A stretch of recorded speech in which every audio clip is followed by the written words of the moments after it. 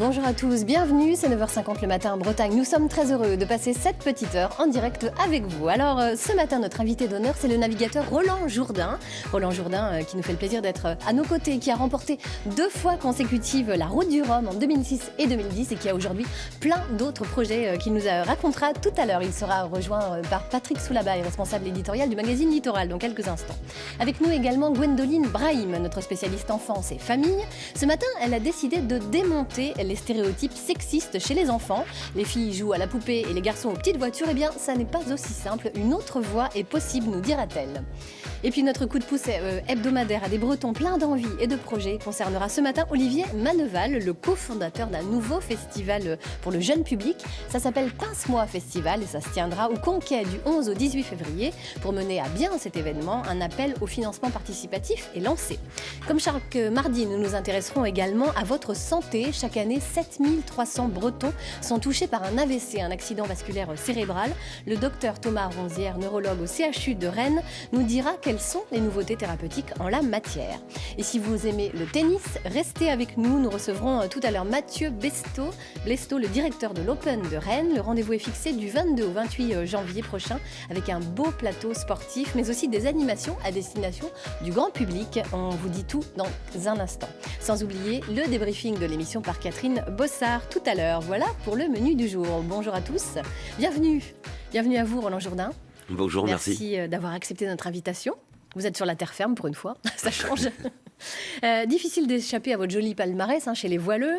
Êtes-vous tombé dans le chaudron tout petit, né dans les algues ou dans les choux? Eh bien, c'est ce qu'on va savoir. Je vous propose d'abord de tirer un premier petit papier.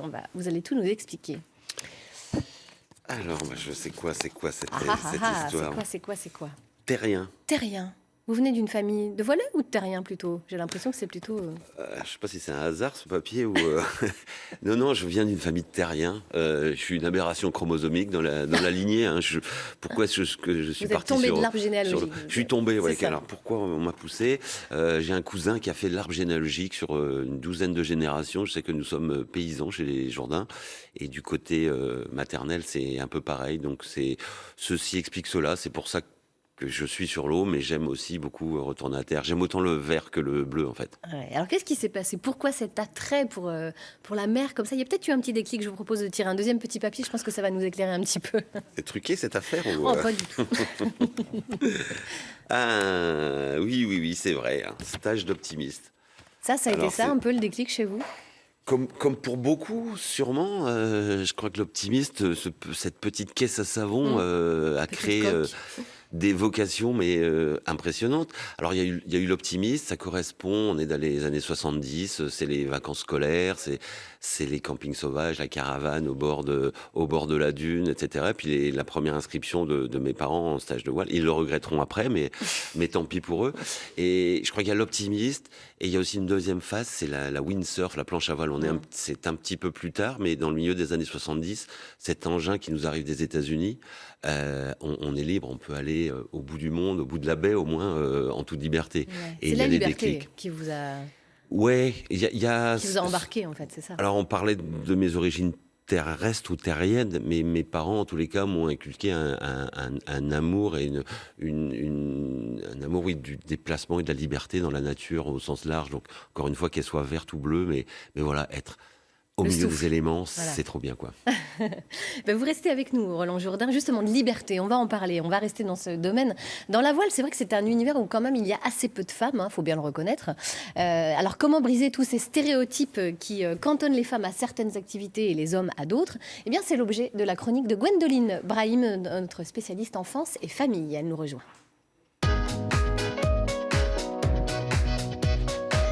Bonjour Gwendoline. Bonjour. Souffle un vent de liberté sur cette chronique. Exactement, changeons le monde. Changeons le monde. Alors, garçons ou filles, les stéréotypes ont quand même la vie dure, faut bien l'avouer.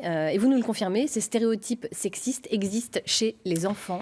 C'est peut-être même là qu'ils existent le plus finalement. Oui, l'inégalité homme-femme, c'est vraiment le débat phare un petit peu. Alors, ces inégalités, elles naissent de stéréotypes sexistes qui, eux, prennent leurs racines vraiment dès l'enfance. Donc, on a tous déjà entendu « ne pleure pas comme une fille pour un petit garçon ». Les petites filles, on leur offre des robes de princesse plus que des robes de pirates. Et puis alors, la cerise sur le gâteau, je crois, c'est les petits garçons qui ont les cheveux longs, qu'on leur dit « Oh, il est mignon, on dirait une petite fille ». Mais non, un petit garçon avec les cheveux longs, c'est juste un enfant, ce n'est pas une petite fille. Il n'y a pas de disgrâce à être une petite fille. Non. Alors, est-ce que ces stéréotypes ont des conséquences sur ces adultes en devenir que sont les enfants, finalement? Justement, quand on leur fait des remarques de ce type-là, est-ce que ça marque? Est-ce que ça peut... Oui, alors déjà, il faut savoir que ces stéréotypes, les enfants en ont conscience, c'est vraiment ancré en eux. Et dès l'âge de 6 ans, il y a une étude qui a été faite et publiée dans le magazine Science, donc en juillet 2017, qui nous révèle que dès 6 ans, les petites filles et les petits garçons agissent en fonction de ces stéréotypes-là. Ils ont fait des tests avec des enfants de 5 à 7 ans, et dès 6 ans, les petites filles se croient moins intelligentes que les garçons. Donc on imagine bien que quand quelque chose comme ça est ancré en nous depuis tout petit, il y a forcément des répercussions. Donc ça peut être sur le plan professionnel. On va avoir, c'est vrai, on connaît tous les filiales plus féminines que d'autres, malheureusement. Et c'est pareil, quand un garçon prend une filière professionnelle qui semble plus féminine, comme la coiffure, comme l'esthétique, c'est pas toujours facile, même si, aujourd'hui, il y a quand même, on a tendance à, il y a quand même une évolution, mais c'est pas toujours sain, comme le congé parental, par exemple. Il y a quand même pas beaucoup d'hommes qui ont malheureusement le courage de rester à la maison, parce que souvent le fait de rester à la maison, c'est le stéréotype féminin de la femme au foyer qui en plus est dite souvent inactive à rester avec les enfants. Donc petit à petit, il y a des hommes qui le font, mais ça reste quand même une minorité, malheureusement. Comment peut-on éviter justement d'ancrer ces stéréotypes dans la tête de nos enfants? Est-ce qu'en offrant des jeux mixtes, par exemple, est-ce que ça peut être une piste Oui, alors les stéréotypes, ils sont vraiment ancrés dès l'enfance. C'est nous, adultes, qui transmettons en fait ces stéréotypes à nos enfants. Donc malgré nous, parce que ça vient aussi de notre histoire personnelle et de notre éducation. Mais il y a quand même du mieux. On voit de plus en plus d'enseignes de jeux, par exemple, bannir cette signalétique bleue et rose dedans. Pareil pour les magazines de jouets à Noël, qu'on pourrait presque diviser en deux et donner un côté à une fille, l'autre à un garçon, alors que pas du tout dans la vie. De toute façon, on voit bien, une femme peut très bien bricoler, comme un papa s'occuper des enfants. Il n'y a pas du tout de genre. Il faudrait vraiment essayer de déclasser ça.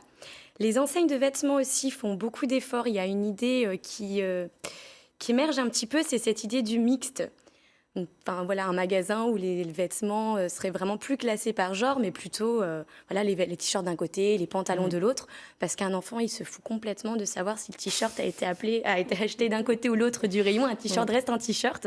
Donc là-dessus, il y a quand même une évolution qui est faite. Et au côté des jeux, oui, c'est clairement, s'il y a un jeu qui est mixte, qui va être bleu ou gris, par exemple, et qu'il existe la version fille, on peut plus facilement quand même acheter un bleu ou un gris. C'est bien, ça sert à la même chose. Puis les filles et les garçons peuvent dans ces cas-là plus facilement jouer ensemble. Parce qu'on a tendance souvent à les séparer, les filles d'un côté, les garçons de l'autre. Et mine de rien, ça crée quand même une fracture. Et donc le fait de favoriser comme ça le jouer tous ensemble, après, quand ils vont grandir, il y a quand même moins de différence. Et déclasser les genres comme de cette façon, ça va induire en eux quelque chose qui vont garder même à l'âge adulte. Et si on pouvait à l'avenir essayer d'effacer tous ces débats d'hommes et de femmes et de considérer qu'on est juste des individus et ne pas être catégorisés selon un genre, mais plutôt avec nos capacités et nos talents, je pense que ce serait déjà un bon début. Je voyais Roland Jourdain vous écouter avec beaucoup d'attention. La voile, c'est un monde d'hommes, essentiellement, quand même. Est-ce que vous voyez des évolutions, justement? La voile, c'est un monde d'hommes, parce que oui, effectivement, mais il y a beaucoup d'histoires et de légendes là-dessus. Les marins, les femmes, les femmes infidèles, les marins, plusieurs femmes de chaque port, bababi, bababa. En même temps, la voile, la compétition, la course au large, c'est un des seuls sports où hommes et femmes peuvent lutter à armes égales. Ça, c'est vrai. Il y a très peu de sports, finalement, où tout le monde s'affronte sur la même ligne de départ. Donc c'est déjà un truc. Moi, pour avoir couru contre et avec des filles comme Hélène MacArthur, le problème du genre, il y a aucun souci, quoi. Et c'est vrai qu'on a de très beaux exemples féminins en voile et dans l'égalité des sexes. En fait, sur un bateau tout seul, pour donner juste l'exemple de notre métier, on a beau être d'un gabarit de rugbyman et faire 110 kilos, la nature, elle est toujours plus forte. C'est-à-dire que si on s'est raté dans la décision, on n'arrivera pas à faire la chose. Tandis que les femmes peuvent avoir ce côté anticipateur et réflexion. Les femmes, elles sont capables de faire plusieurs choses en même temps, alors qu'on est un peu plus monotache, nous les garçons. C'est vrai qu'on a quand même des différences entre nous. Mais en fait, dans mon métier, moi, j'attends qu'on ait effectivement plus de femmes sur les lignes de départ encore. c'est en route, on va dire. Les mentalités évoluent et les choses changent, c'est clair. Oui. Vraiment. Alors vous, en 81, vous aviez un copain qui préparait la Mini Transat et vous vous êtes dit que la suivante, en 83, vous la feriez. Ça a été le cas. Qu'est-ce qui s'est passé à ce moment-là ? Crise d'adolescence, sans doute, un peu tardif, en 81. Non, j'ai 16 ans à peu près quand cette évidence me saute au nez. Je vais la faire, cette course. Mais je sais quasiment rien faire. Alors, vous l'avez j'ai faite, pas de bateau, j'ai pas d'argent, j'ai pas de sponsor. Et donc, en quelques mois, il va se passer les hasards de la vie, quoi, des rencontres. C'est vrai que dans ce petit coin de la baie de Concarneau, de la baie de la Forêt-Fouesnant. Alors moi, je suis à l'école de voile du Cap Cause. Et de l'autre côté, très loin, à portée d'optimisme, mais tout proche, il y a ce qui sera appelé Port la Forêt après, avec la famille des Joyaux, Jean Le Cam, etc. Enfin, il y a un terreau. Et il y a un petit bonhomme qui s'avère être Michel Desjoyaux, qui un jour vient me dire j'ai entendu parler de ton projet, si tu veux, je te donne un coup de main. Je vais réussir à récupérer un bateau. C'est un peu tout... C'est rocambolesque, hein, à l'adolescence, c'est toujours rocambolesque. Je vais réussir à trouver un sponsor et finalement à monter le truc contre bien évidemment l'avis de mes parents, où là c'est un peu la guerre ouverte. Je vais partir et je vais avoir un bateau magnifique. On a gagné les courses d'avant-saison. Je me sens Tabarly, quoi. Ouais. Alors que j'ai jamais traversé l'Atlantique. Je ne sais pas me servir d'un sextant.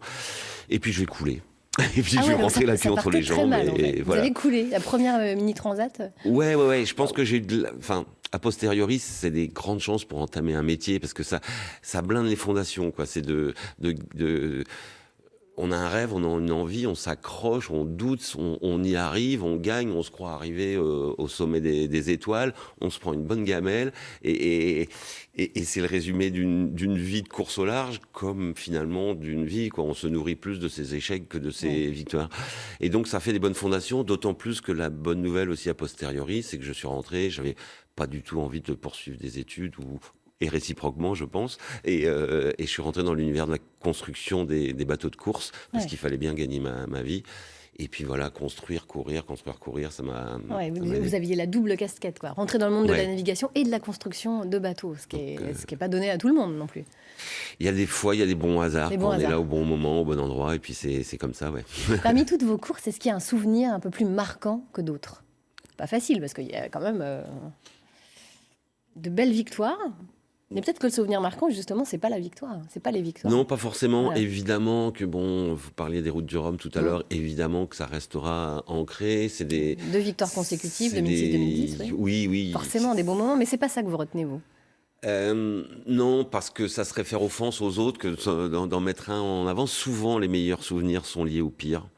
Parce que c'est quand on s'est sorti d'un gros problème, c'est quand on a douté dans une option, et que ça paye, quand on dit waouh, c'est trop bien. C'est vrai que dans les Vendée Globes, se sortir d'un gros problème technique ou d'une... Bon, on descend bas, hein, c'est pas très joli, c'est pour ça qu'on le fait en solitaire, sûrement ces courses-là, parce qu'on n'est pas on est un peu serpillière parfois, c'est vraiment dans le blues. Et quand après la pluie vient le beau temps, qu'est-ce que c'est bon de se dire, mais on se sent le roi du monde, d'être sorti d'une impasse, et puis donc c'est toutes ces choses-là qui font le salé sucré, qui font le blanc ou le noir. Il y a le sel de la course. Le sel de la course, il n'y a pas un mille marin qui ressemble à un autre, quoi. Ouais. Allez, je vous propose d'accueillir quelqu'un qui vous connaît très bien. Il s'appelle Patrick Soulabaille, il nous rejoint de ce pas pour nous raconter un petit peu qui vous êtes, Roland Jourdain. Le célèbre Patrick. Le voilà. J'ai peur d'avance. Tremblez, monsieur Jourdain. Non, petite Bonjour, précision, Patrick. bonjour, petite précision. Lorsqu'il a fait son premier stage d'optimiste, notre ami Roland, il n'a pas été très brillant, d'après ce que j'ai entendu déjà dire. Déjà qu'il a coulé première ministre. Je sais, non, mais j'ai des espions. Et il y a même une fille, il est arrivé derrière une fille au port, il est arrivé dernier. Alors je ne sais pas combien on a de temps pour l'émission, mais c'est vrai que ça rejoint complètement le sujet. Il est même arrivé derrière une fille. Vous imaginez le stéréotype? Non, mais ça l'avait un peu chiffonné. Donc après, il a travaillé 3 fois plus dur pour devenir un excellent marin. Voilà l'explication. C'est vrai que je suis rentré en pleurant à la remorque du moniteur qui est venu me chercher, alors que ma petite copine, on avait 7 ans, donc tout ça c'était bien platonique, hein, et avait réussi brillamment à rentrer avec le groupe, et moi j'étais humilié complet. Et j'avais 2 choix l'après-midi, soit je partais, j'en mettais plus les pieds en mer ni sur le bord de la plage, soit je retournais, le lendemain matin j'y étais, quoi. Ah, voilà. C'est peut-être cette première journée d'humiliation qui explique tout le reste. Mais peut-être. Souvent, hein. Alors, qui est Roland Jourdain? Alors, on est Dites-nous. un 28 avril. Alors, le 28 avril, ce qui est assez amusant, c'est qu'en 1656, il y a eu le naufrage du Virgule D. Drake. C'était un bateau. Je dis ça parce que c'est maritime. En 1789, il y a la mutinerie du Bounty. Comme quoi, le 28 avril, c'est lié à Roland Jourdain. Si on regarde la politique, parce que maintenant vous êtes conseiller régional, donc on va continuer de se tutoyer, parce que franchement, ça ne le fait pas. Alors en politique, c'est encore pire. 1945, 28 avril, exécution de Benito Mussolini. Et 69, démission du général de Gaulle. Moi, à la place de Jean-Yves Le Drian, franchement, je me méfierais. Je reviens sur la mini-transat de 83. Un muscadet au fond d'une vasière devient le bateau pour faire la traversée. Bateau indestructible, hein, c'était connu pour ça, le muscadet, je crois. Bon, Roland coule, faut le faire déjà. Mais ce qu'il n'a pas dit, c'est qu'ensuite, il est embarqué sur un bateau espagnol, un cargo, et il se retrouve, où ça? En Espagne? En tôle. Ah bah bien. Ça, il n'y a pas eu cette petite précision. Pourquoi en tôle? Parce que un bateau du même nom que le muscadet faisait un trafic de drogue, ça aurait été moins grave, de drogue, je crois, à partir du Maroc, c'est ça? Ouais, exactement. Ouais. C'est une histoire incroyable. Interpol Ça. surveillait un bateau qui s'appelait Capricorne, comme le mien. Ouais. Et donc, j'ai vécu un peu Midnight Express le temps d'une journée, hein, mais Quand même. je ne faisais pas le fier. Ah, vous aimez vivre dangereusement, vous? Non, mais c'est amusant quand même, ça. Hein, c'est incroyable. Première traversée, je coule, je me retrouve en prison. Moi, franchement, j'aurais arrêté la course au large. Bon, c'est pas ça qui va décourager. C'est pas ça qui va décourager Bilou. Ensuite, il y a l'appel du drapeau. Ce que vous ne savez pas, Laurence, c'est que Roland était insoumis. Donc recherché, recherché par la police militaire. Il faut le faire. Il finit par se constituer prisonnier. Décidément, c'est une manie. Oui, je ne sais pas comment les sponsors vous ont fait confiance. Non, franchement, il se constitue prisonnier. Alors son excuse, elle est grandiose. Il explique qu'il n'a pas été sous les drapeaux parce que sans la mer, il deviendrait fou. C'est pas mal, ça, comme excuse. Ah ouais, c'est bien, ça. Et ça a marché? C'est-à-dire qu'à l'origine, si j'ai 2 secondes pour pouvoir me justifier, ouais, quand même, allez-y, parce allez-y. qu'on va se dire c'est qui ce grand délinquant là et puis, Non, en fait, j'ai l'occasion, donc j'ai 20 ans, 20, 21 ans. On se fait embarquer, bref, je vous la fais courte, sur le bateau d'Éric Tabarly pour la course autour du monde en équipage. Éric a la très mauvaise idée de prendre sa retraite cette année-là, je crois, ou juste l'année d'avant. Donc, nos illustres prédécesseurs avaient pu faire leur service militaire à bord. Éric prend sa retraite et en plus, le sponsor, il est belge. Donc, ça passe pas du tout. Donc, moi, je passe mon année, puis après, je suis insoumis, effectivement. Je dois aller me rendre à la police pour pas trop faire souffrir mes parents une fois de plus, parce que les gendarmes viennent souvent à la maison. Et à l'époque, effectivement, il y avait... on était P4, un peu foufou, enfin associable. Donc, il fallait que je dise que la mer me sauve, mais il fallait pas que je dise que j'avais passé 1 an avec 18 personnes sur un bateau, parce que ça collait pas avec l'associable. Ça collait pas vraiment, non. Bon, je m'en suis sorti. P4. Ce qui est amusant, c'est que Jean-Yves Le Drian, ministre de la Défense, vient chercher Roland pour les élections. On ne fait pas savoir que c'était P4. Comme quoi, tout s'arrange. Une dernière petite anecdote sur Roland Jourdain, Patrick?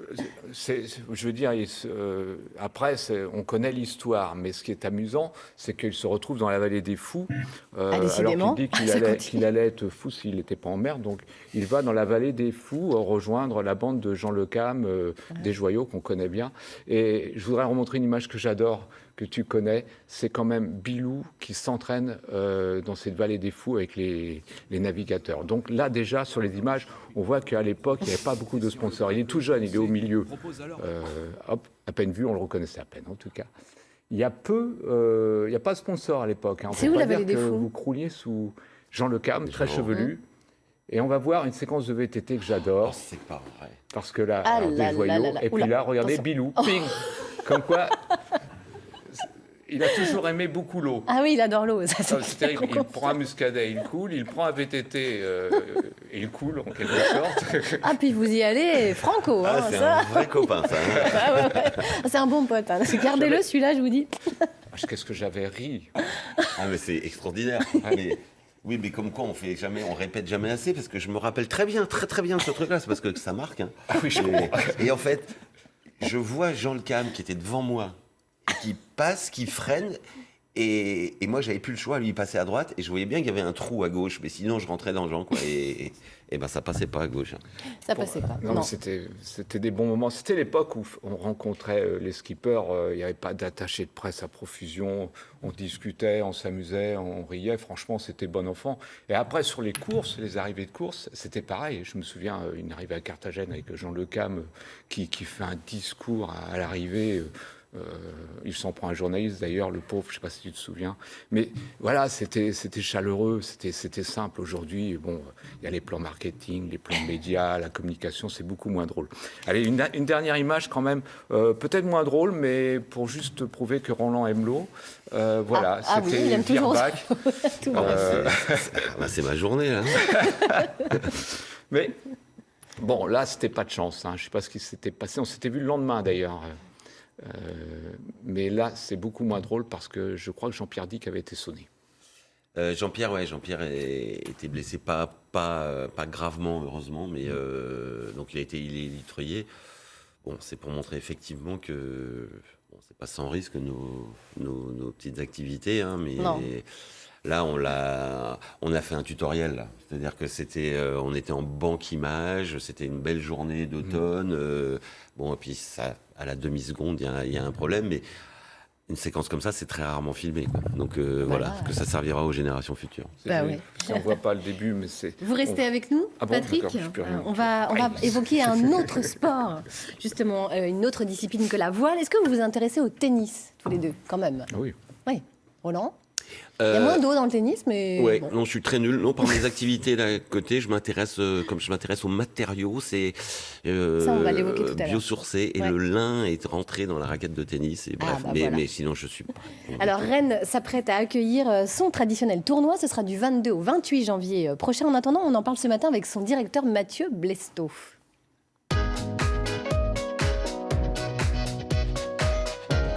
Bonjour Mathieu. Bonjour. Alors, si je dis traditionnel, est-ce que ça vous va? Il s'agit de la 12e édition de l'Open de Rennes. C'est un rendez-vous bien rodé quand même maintenant. Oui, maintenant c'est 12e édition, donc ça commence à faire un tournoi qui arrive en pleine maturité. Et voilà, mais ceci dit, c'est un tournoi qui continue d'évoluer et de beaucoup changer. Ouais. Alors 32 joueurs sont en compétition, de grands noms du tennis mondial, des espoirs français et de futures stars du circuit. On peut résumer comme ça finalement un peu le plateau de cette édition. Exactement, c'est la vocation d'un tournoi Challenger. Donc tournoi Challenger, c'est la 2e division des tournois internationaux. Et c'est exactement la vocation, c'est-à-dire qu'on va faire émerger des futures stars du tennis de demain, français ou étrangers. L'année dernière, on avait Rublev qui a fait finale et qui depuis a battu Andy Murray, qui a fait un quart de finale en Grand Chelem. Donc voilà, alors que l'année dernière, personne ne le connaissait. Et puis effectivement, on accueille des grands noms du tennis mondial. Alors cette année, on a Michael Youzhny qui a été numéro 8 mondial, qui a gagné 3 fois la Coupe Davis. On a aussi Marcus Baghdatis, le chypriote, qui a aussi été 8e mondial et qui a fait finale de l'Open d'Australie contre Roger Federer. Alors, vous êtes attaché finalement à votre statut de révélateur de talent, quelque part. C'est un peu ça finalement, cet Open. Tout à fait, oui. On y est attaché et c'est ça qui est intéressant par rapport à un tournoi comme Roland-Garros que tout le monde connaît, mais c'est vrai que tout le monde ne peut pas se permettre non plus d'aller à Roland-Garros voir des matchs. Et l'avantage d'un tournoi comme l'Open de Rennes, c'est qu'on peut voir des joueurs que vous allez retrouver à Roland-Garros, sauf qu'à l'Open de Rennes, il y aura une proximité que vous n'aurez pas à Roland-Garros, et vous allez les voir de très près. Et donc c'est ça qui est Tsonga, par exemple, est passé par ici. Tout à fait, lors de la première édition de l'Open de Rennes, en 2006, c'est Tsonga qui avait gagné le tournoi. Il était alors loin au classement mondial, mais derrière, on a vu ce qui s'est passé. Ouais. Oui. Cette année, on vous avait décidé d'ancrer le tournoi dans la ville de Rennes, au-delà de la compétition, avec des animations à destination du jeune public notamment. Pourquoi? Oui, tout à fait. L'idée, c'est aussi la nouvelle politique du comité d'organisation qui veut aussi s'intégrer dans les politiques des collectivités locales, qui sont des financeurs importants. Et l'idée, c'est d'ancrer vraiment notre événement dans le territoire. Au-delà de simplement un spectacle sportif, on veut que l'Open de Rennes, ça devienne plus que ça. Le tennis, c'est un sport populaire, c'est le 2e sport en France. Et on veut que beaucoup d'enfants, notamment, puissent s'initier à la pratique du tennis. Les étudiants aussi, notamment, mais tous les publics. On a mis en place des opérations. L'Open en quartier, on est allé faire découvrir le tennis aux enfants des quartiers rennais. On a l'Open des scolaires où les enfants des écoles de la ville de Rennes Rennes sont invités sur l'Open. On a créé l'Open étudiant, on crée aussi une petite animation autour de l'Open féminin pour dynamiser la pratique féminine. Ça va faire plaisir à voilà, justement, c'est la bonne occasion de venir, voilà. Et puis on a aussi mis en place une autre opération qui s'appelle le village d'initiation, c'est-à-dire que les parents, quand ils viendront voir les matchs avec leurs enfants, eh bien, ils auront aussi la possibilité de venir pratiquer le tennis dans le village d'initiation, juste à côté du cours central, où seront mis à disposition tout ce qu'il faut et un prof diplômé qui pourra les initier au tennis pendant 1 heure. Alors cette année encore, le rendez-vous est fixé salle Colette Besson à Bréquigny. Vous espérez du changement pour l'année prochaine ? Oui, tout à fait. On y travaille avec la ville de Rennes notamment. L'idée, c'est effectivement pour permettre au tournoi de grandir, de changer d'infrastructure. Voilà, c'est indispensable si on veut continuer à voir évoluer l'événement. La demande est là, puisque l'année dernière, on a refusé du monde dès le mardi soir à Colette Besson parce qu'on n'avait plus de place. Donc il y a un vrai potentiel pour faire un très gros tournoi de tennis à Rennes. Maintenant, effectivement, changer d'infrastructure est indispensable. Bon, alors ça se passera du 22 au 28 janvier, salle Colette Besson, donc à Bréquigny, à Rennes. Et on retrouve toutes les informations sur votre site internet, bien sûr, www.openderennes.org. Merci beaucoup, Mathieu Blesto. Vous voyez, alors un autre sport encore à essayer, finalement, Roland. Oui, on est encore jeune, on a les chances partout. On va maintenant découvrir le nomade des mers. Alors vous le connaissez forcément, mais pour nos téléspectateurs, on va expliquer un petit peu ce que c'est. C'est un catamaran laboratoire autour de ce qu'on appelle les low technologies, parti en 2016 pour un tour du monde de 3 ans. C'est un reportage de Bruno Gilbert et Christian Paulet. À première vue, c'est un catamaran. En fait, ce bateau est surtout un laboratoire flottant. Le nomade des mers va partir pour un tour du monde qui durera 3 ans environ. Corentin ne compte pas faire du tourisme. Lui et sa petite équipe seront des ambassadeurs des low technologies. Ce qu'on appelle des low-tech, c'est tout ce qui permet de répondre à un besoin de base, accès à l'eau, énergie, nourriture. Et c'est des systèmes qui peuvent être fabriqués n'importe où dans le monde. Et en fait, on a observé qu'il y avait plein d'innovations dans plein de pays du monde qui étaient super intéressantes et qui mériteraient d'être partagées à plein de monde. Et donc, on va aller avec ce bateau à la rencontre de tous ces inventeurs pour tester leurs inventions. Le cockpit du bateau sera transformé en serre sous le regard avisé de Roland Jourdain. Et tu fais ton tube plus court que ton manchon. Ce qui fait que tu arrives à enquiller ton tube dedans. Le navigateur soutient le projet via son fonds baptisé Explore.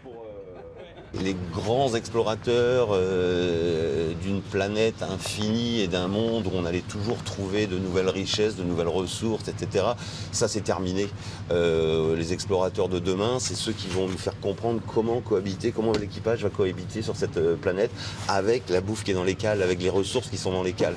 Corentin, explorateur d'aujourd'hui, cherche l'autonomie par la simplicité. Son poulailler installé à l'arrière du catamaran en est une illustration. Être autonome, c'est aussi embarquer de la spiruline, une microalgue, ou encore cultiver des vers de farine. Il paraît que ça n'a pas de goût, mais les bestioles apportent de la protéine bien utile en certains lieux. Le parcours du nomade des mers est dessiné en fonction des problématiques de notre planète. Par exemple, au Sénégal, on va s'intéresser au charbon vert. Donc, c'est comment faire du charbon avec autre chose que du bois, ne pas utiliser le bois qui est cher et puis contribue à la déforestation, mais plutôt des déchets agricoles ou des plantes invasives pour faire du charbon. Le nomade des mers va ainsi collecter une somme de connaissances qu'il mettra à disposition de tous au moyen de vidéos et d'un site internet collaboratif. Une expédition qui, pour une fois, ne sert pas les plus riches de la planète.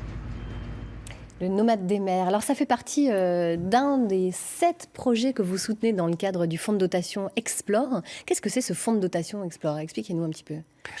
Alors qu'est-ce qu'Explore ? Explore, on peut le résumer simplement, c'est un incubateur, c'est un catalyseur, c'est un booster de projets dans un lieu qui est Concarneau, notre base de course au large en fait, dans l'idée de créer cette communauté. Alors j'en parle une seconde dans le reportage, mais c'est vrai que pour moi c'est un constat que j'ai fait au cours de mes navigations. Plus ça va, plus on va vite. Donc en proportion, finalement, dans un tour du monde, la planète rétrécit. Et quand on lève un peu les yeux ou qu'on écoute, l'équipage grandit. On va être, quand je suis né, on était 3,5 milliards. On est 7,5 milliards aujourd'hui. Et on sera plus de 10 milliards dans 50 ans, voire 11 milliards en 2100. Ça va être de la mutinerie, il va falloir trouver des solutions. Donc c'est bien d'en parler, mais c'est bien de faire d'agir. aussi. Et nous, on a pris cette décision, en fait, de créer cet outil Explore. Donc, on va chercher des mécènes, des entreprises, des particuliers, des gens qui veulent donner pour demain, mais pour avoir du sens, quoi. Et alors là, on a un exemple par les low technologies. Il y a l'expédition Under the Pole que vous devez aussi connaître. Ce sont des plongées qu'on soutient également. Un certain nombre de projets, mais dans divers horizons. La science, qu'on appelle la science participative aussi. Pour vous, ce sont les nouveaux explorateurs? Ouais. C'est justement ces explorations scientifiques sur les mers. Ça, c'est l'avenir. Sur les mers, sur la terre, partout, avoir une nouvelle curiosité, savoir mieux faire avec ce qu'on a, retrouver des notions d'échange. Je crois que la discussion autour de la machine à café, elle est d'une importance vitale. Et encore, nous, quand je dis machine à café, on a la cuisinière et on mange tous ensemble le midi. On est chez Kairos Explore entre 40 et 50. C'est là que ça échange. Parce que dans un monde où le numérique explose, dans un monde où on est tous interconnectés, on n'a jamais eu autant besoin de partager les expériences, quoi. Et moi, c'est les constats aussi de navigation et d'expérience. Aujourd'hui, on a trop de spécialistes partout. Donc tout se fait. Mais on n'a plus cette notion de savant ou de sachant un peu universelle où on peut avoir une philosophie un peu différente.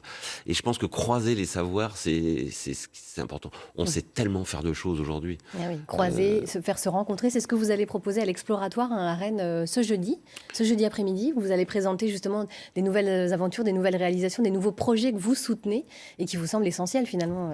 Oui, tout à fait. Les projets Explore seront à Rennes jeudi après-midi, à l'Exploratoire, pour une présentation de leurs aventures, de leurs réalisations. Je crois aussi au fait qu'il faut faire rêver les gens, il faut embarquer. Donc les gens comme Corentin de Châtel-Perron et d'autres sont formidables. Hein. Va à Motu, c'est formidable, c'est une pirogue, je n'ai pas le temps de détailler.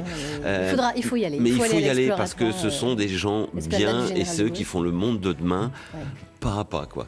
Alors très concrètement, vous œuvrez aussi à travers un bureau d'études sur les nouveaux matériaux. Ça pour vous aussi, c'est un peu un cheval de bataille, on va dire.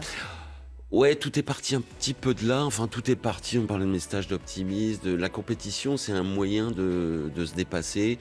Est-ce que c'est un but et un moyen? Je sais pas. En tous les cas, pour moi, gagner la coupe, c'est pas suffisant. Ça n'a plus de sens. Et à un moment donné, mes bateaux en carbone, nos bateaux, je disais, ils volent nos bateaux aujourd'hui. Mais si c'est pour voler de plus en plus vite, aller dans le mur, ça sert à rien. Donc on a d'abord commencé par travailler sur ce qu'on appelle les biomatériaux. La nature a tout inventé, les arbres ils savent tenir, on trouve les structures de collage et on trouve toutes les inventions, on n'a pas su les regarder. Donc on essaye avec et on le fait d'ailleurs, on a un bateau qui navigue depuis 5 ans maintenant avec des fibres végétales, des cols issus du végétal, de dire que le pétrole, ça a été bien un temps, mais c'est bien fini, quoi. On peut plus, donc il faut faire différemment. Et donc c'est parti là-dessus. Ce bureau d'études existe. On travaille dans le domaine de la cosmétique, du mobilier d'intérieur, etc. On invente, on s'invente notre avenir, hein, parce que c'est des aventures donc qui sont aussi passionnantes que la compète. Ouais. Alors justement, on va revenir à la compétition quand même. Vous avez une actualité course au large. Vous continuez d'accompagner Morgan Lagravière jusqu'au Vendée Globe 2020 et vous êtes à la recherche de sponsors. Oui, ça c'est aussi le nerf de la guerre. C'est l'histoire de notre vie, ça aussi, oui, parce que pour courir, il faut des sponsors.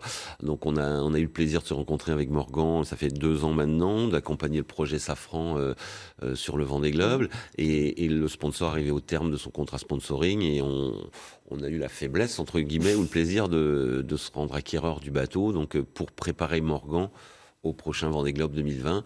Mais tout ça, évidemment, ça doit se faire avec des partenaires. Donc bienvenue aux partenaires s'ils nous écoutent, s'ils nous entendent. Écoutez, je pense qu'ils vous entendent. On va regarder justement une petite vidéo de présentation de ce projet.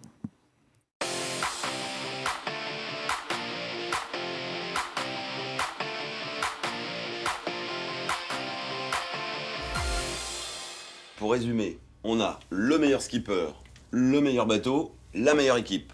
Aujourd'hui, on est là pour chercher des partenaires. J'ai une idée. On va faire un film. T'es prête, Sophie? Je suis prête.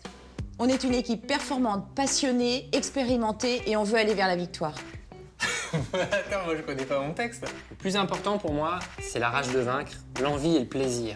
J'ai vraiment pris le temps de la réflexion et je suis prêt à y retourner. Oh, c'était super, mais ça va filmer. Je rigole. La compétition, c'est toute notre vie. L'équipe, elle connaît le bateau dans le moindre détail. Elle a apprivoisé cette merveilleuse machine. Il est prêt à gagner. On part tout de suite. Allez, viens, on va filmer l'atelier. Ah, t'as enfin compris qu'on était des stars, quoi. Des stars, ah oui. Et vous avez des pistes pour les sponsors, justement ? On a toujours des pistes. Mais les signatures sont jamais aussi rapides qu'on voudrait. On a des délais très courts parce qu'on s'est porté acquéreur d'un bateau possiblement vainqueur du Vendée Globe, donc ça vaut des sous et notre structure n'est pas capable de porter le projet tout seul. Donc on prendra des décisions rapidement. On espère que tout se concrétisera vite, pardon. Eh bien, écoutez, l'appel est lancé. Alors, je vous propose maintenant justement d'évoquer un autre appel à financement participatif sur la plateforme Kengo. Ce matin, nous recevons Olivier Manneval qui lance un nouveau festival du côté du Conquet. On le reçoit tout de suite.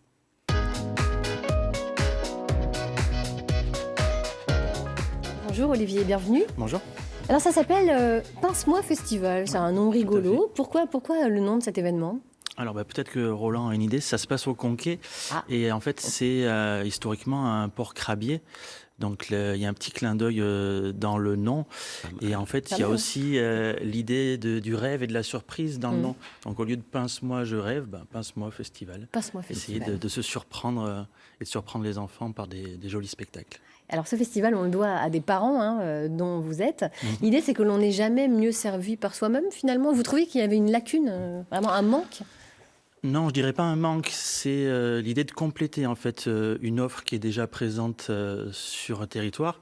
Mais on est au Conquet, donc on est quand même à bien 30 minutes de Brest, où il y a déjà plein de choses à voir et à faire. Mais il faut se déplacer, donc ça prend du temps, il faut avoir une voiture, il faut aussi payer le prix du spectacle, donc c'est une sortie qui est onéreuse. Et on a voulu, nous, organiser quelque chose de très proche pour les locaux, mais en même temps très accessible au niveau tarifaire. Donc l'idée, c'est de venir à côté de chez soi et de pouvoir voir un spectacle pour un coût modique. Alors, il y a 3 temps forts pour ce festival. Il y aura des lectures d'albums jeunesse et 2 spectacles avec Clown Sonata, notamment dont on va voir quelques images là tout de suite. De quoi s'agit-il ? Alors, Clown Sonata, c'est un spectacle on dit cirque contemporain. C'est un clown qui veut démarrer son numéro dans un cirque, mais auquel il manque la musique. Donc en fait, il se rend compte en arrivant sur scène il ne peut pas vraiment démarrer parce qu'il manque la musique. Et donc, il va prendre sur lui de commencer à construire la musique en direct, en live et en l'enregistrant avec le public. Donc, le public est mis à contribution, il participe, il enregistre des sons, etc. Et forcément, c'est un clown, donc ça ne se passe pas exactement comme il l'a prévu. Voilà, tout à fait. Alors, à l'affiche aussi, Tango pour 4 tentes, qui est accessible aux enfants dès 3 mois. Oui, alors ça c'est étonnant pour une création de ce type-là. Oui, c'est ça. Mais l'idée, c'est de proposer des spectacles vraiment pour les tout petits, parce que c'est difficile. Les jauges sont plus réduites, il y a moins de spectateurs accueillis sur ces spectacles-là. Donc, le son est moins fort peut-être également, c'est un peu plus doux. Oui, voilà. Donc en fait, ce spectacle-là, c'est sur la transmission des générations. Donc ça touche les tout petits et à la fois les plus grands, parce que ça va jusqu'à 11 ans pour ce public. Alors, pour mener à bien ce projet, vous faites un appel au financement participatif sur la plateforme bretonne Kengo. Vous avez besoin de 1 000 €. Qu'allez-vous faire de ces dons ? 1 000 € seulement. Oui, j'allais dire 1 000 € seulement. Oui. On va en faire déjà pour payer le coût des spectacles, puisque c'est des spectacles professionnels, donc ça a un coût. Et quand on propose une entrée à ce prix-là, forcément, on ne va pas rentrer dans les frais avec la simple billetterie.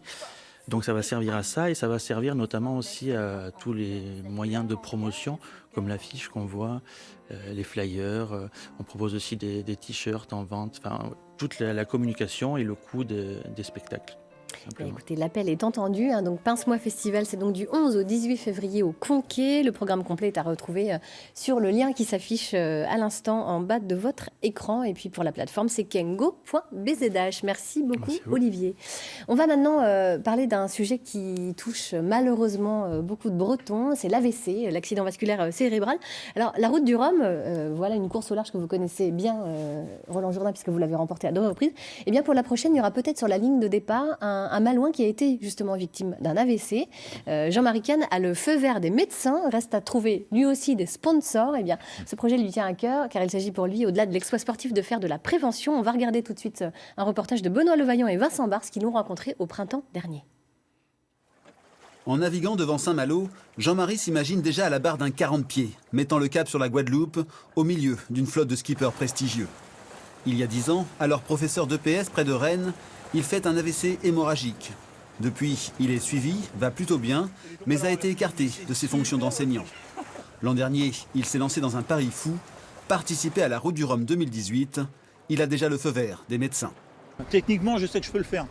Mais médicalement, est-ce que c'était raisonnable de le faire ? Donc j'ai revu tous ces médecins-là qui ont ausculté, qui ont regardé ma situation après, au jour d'aujourd'hui et qui m'ont dit, ben voilà, en prenant quelques précautions malgré tout, parce qu'on ne part pas comme ça, n'importe comment, donc ça se prépare, mais en en tenant compte de cette préparation, c'est possible à faire. Je serai sur tous les partants, sur tous les coureurs, je serai celui qui sera le moins à risque sur les AVC.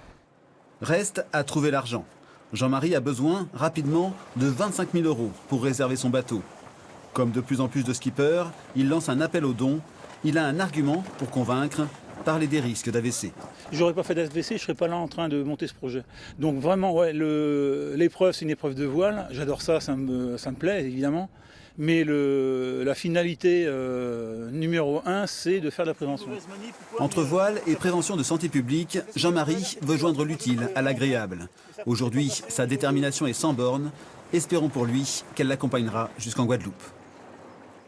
L'AVC, on en parle tout de suite avec le docteur Thomas Ronzière, neurologue au CHU de Rennes.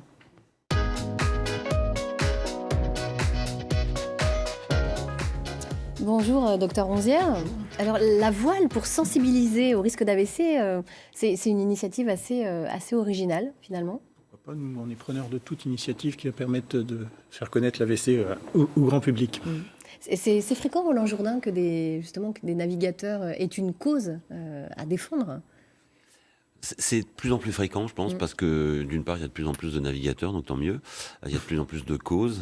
Encore une fois, on est de plus en plus nombreux sur la planète, on a de plus en plus de connaissances, donc il y a de plus en plus de problèmes à régler, donc de solutions à trouver. Après, je dirais, mais je donne un bémol tout de suite, c'est vrai qu'il y a des bonnes causes et il y a des bons projets. C'est pas toujours le cas. Je suis pas toujours d'accord. C'est pas du tout le cas là. Attention, mais parfois on trouve une cause pour pouvoir atteindre son objectif de courir. Ça, c'est pas bien. Là, la cause est on ne peut plus noble. Ouais. La prévention reste une priorité. Combien de personnes sont victimes d'un AVC en Bretagne chaque année ? En Bretagne ? Eh bien, je ne sais pas. Si vous l'avez donné le chiffre. 7300 Bretons. Ça fait 3 patients par jour au CHU à peu près. Oui, 1500 à Rennes, ça fait 3 patients par jour. Ouais. Ouais. Alors, on rappelle ce qu'est exactement un accident vasculaire cérébral. Il y a deux types. La première personne que vous avez présentée, c'était une rupture d'artère. Donc, c'est un AVC hémorragique. C'est du sang qui se répand dans le cerveau. Mais l'AVC le plus fréquent, c'est une artère qui se bouche. C'est un infarctus cérébral qui fait qu'une partie du cerveau n'est plus alimentée en sang et ne fonctionne plus.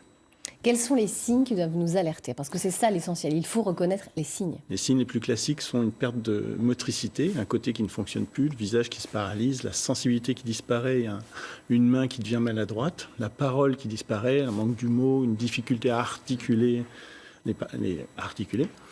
un trouble de la vision avec un œil qui ne fonctionne plus, où je ne vois plus ce qui se passe à ma droite, je ne vois plus ce qui se passe à ma gauche, je me mets à voir double. Et le dernier grand classique, c'est un trouble de l'équilibre où je me mets à marcher comme si j'étais ivre alors que je n'ai rien bu.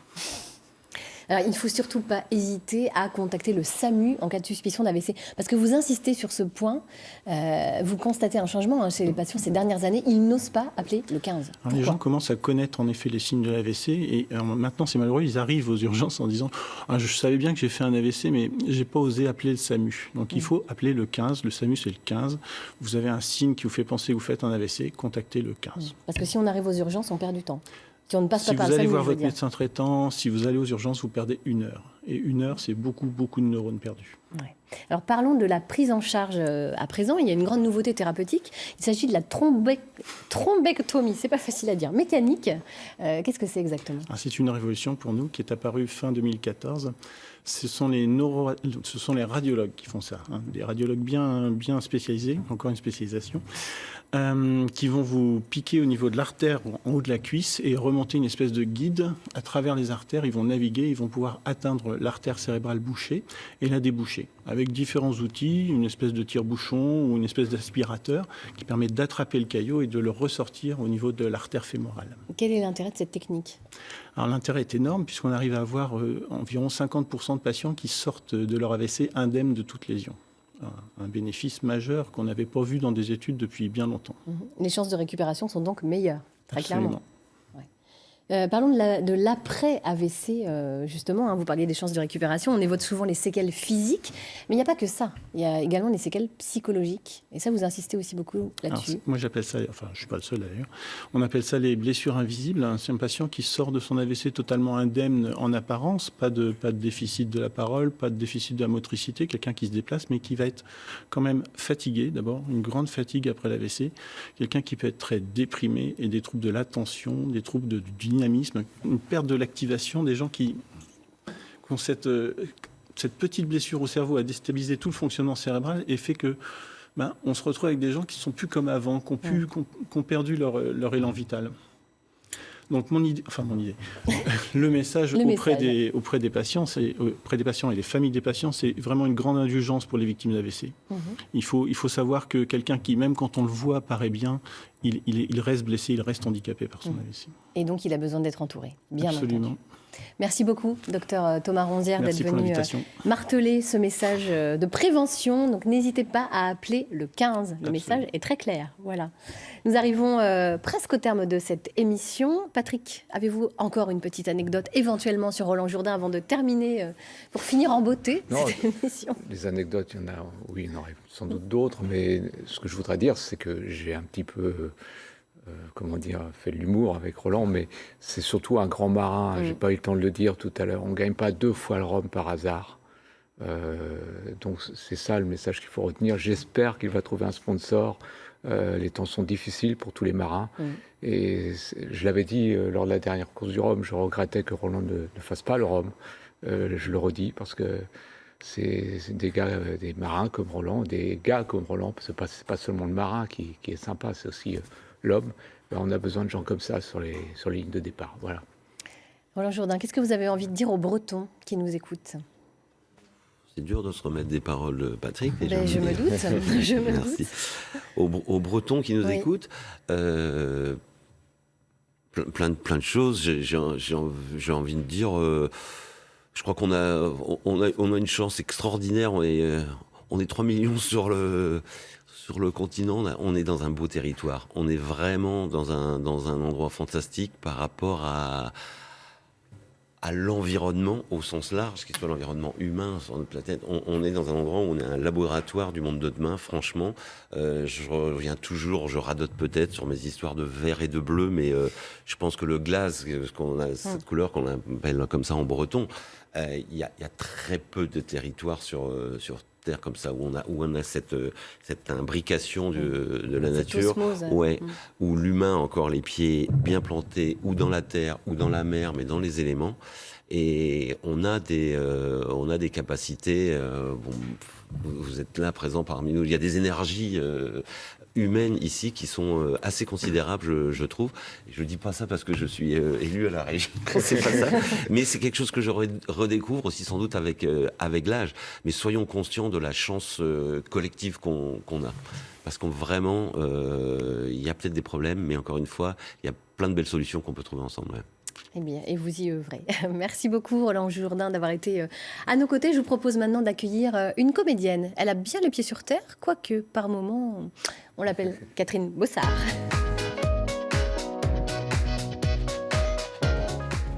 Bonjour Catherine. Bonjour à tous.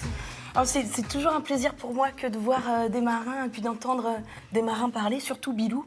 En général, je chante. Parce que qui dit marin dit chant, là je vais éviter. Ouais. La dernière fois qu'on s'est croisés, Bilou, j'ai chanté « Moi si j'étais un homme ». Oh, je chante « Je serais capitaine », parce que vous m'évoquiez ça.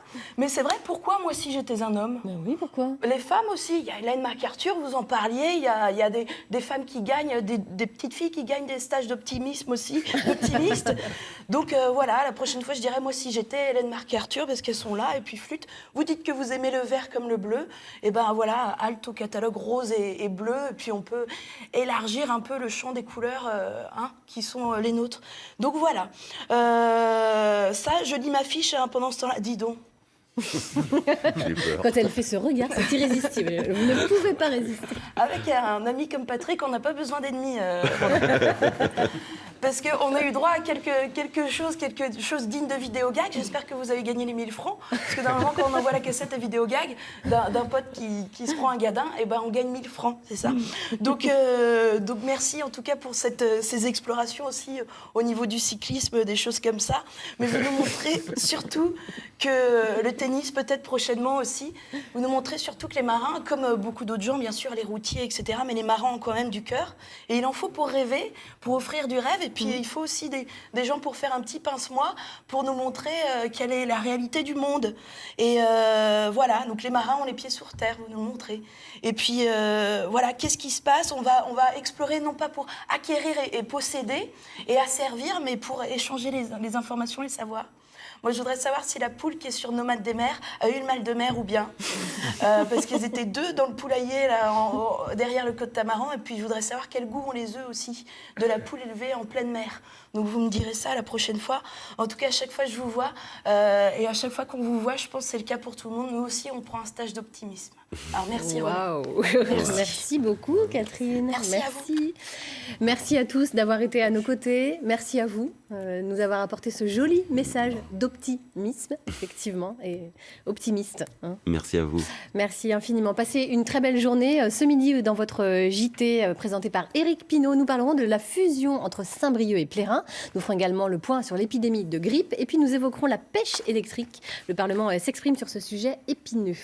Voilà, demain, vous retrouverez votre best-of consacré à la littérature. Et puis jeudi, notre invité fil rouge, ce sera Frédéric Tabary, designer engagé qui transforme des camions frigorifiques en logement pour les sans-abri. Vous voyez, il y a encore de belles énergies qui vont venir sur ce plateau, comme vous l'avez fait aujourd'hui à nos côtés. Je vous souhaite une magnifique journée à tous. Et n'oubliez pas, 9h50 le matin, c'est la bonne heure pour la bonne humeur et l'optimisme. Belle journée. À jeudi en direct et puis à demain pour le best-of.